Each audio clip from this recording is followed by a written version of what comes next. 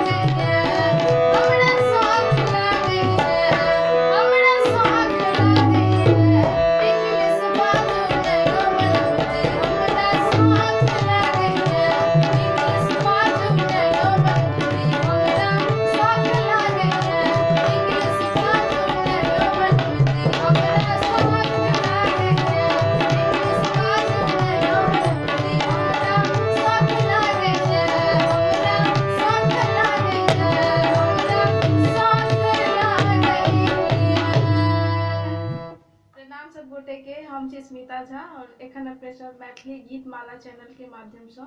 एक लोकगीत हमर नैना कटारी बलमन मारी में रख दियो ना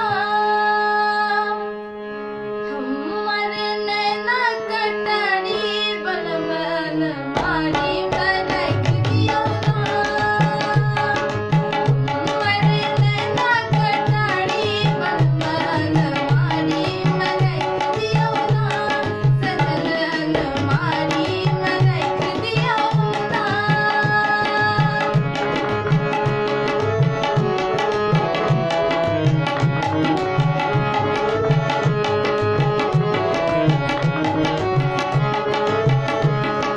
ई दोनों नैना जिगल फुलवड़िया ई दोनों नैना जिगल फुलवड़िया गेले फुलवड़िया सखी गेले फुलवड़िया ई दोनों नैना जिगल फुलवड़िया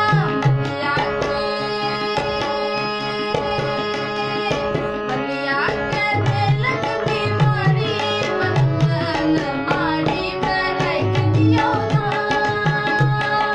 बलिया के देलक बीमारी बलमन मारी में रख दियो ना सजन मारी में रख दियो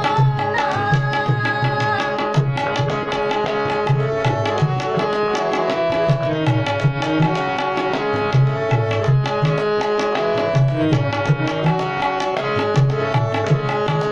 ई दोनों नैना जे मंदिर गेले सखी मंदिर गेले ई दोनों नैना जे मंदिर गेले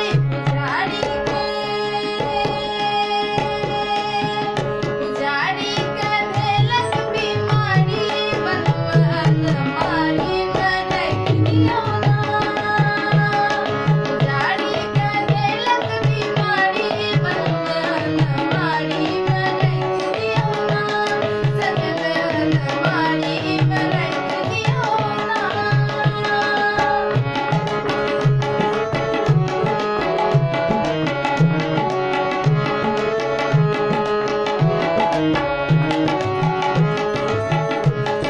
ई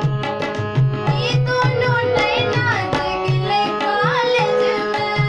ई दोनों नैना जिगले कॉलेज में गेले कॉलेज में सखी गेले कॉलेज में ई दोनों नैना जिगले कॉलेज में मास्टर के देलक बीमारी बलमन मारी में रख दियो ना मास्टर के देलक बीमारी बलमन मारी में रख दियो ना सजन मारी में रख दियो ना हमर नैना कटारी बलमन मारी में रख दियो ना सजन मारी में रख दियो ना बलमन मारी में रख दियो ना सजन मारी में रख दियो ना हम छी स्मिता झा और एखन अपने सब एक मैथिली गीत माला चैनल के माध्यम से मनोज झा जी के रचना सुनब और एहि रचना में नानी गांव के खेल कूद के वर्णन है और एहि गीत के माध्यम से अपने सब ई सब सुनब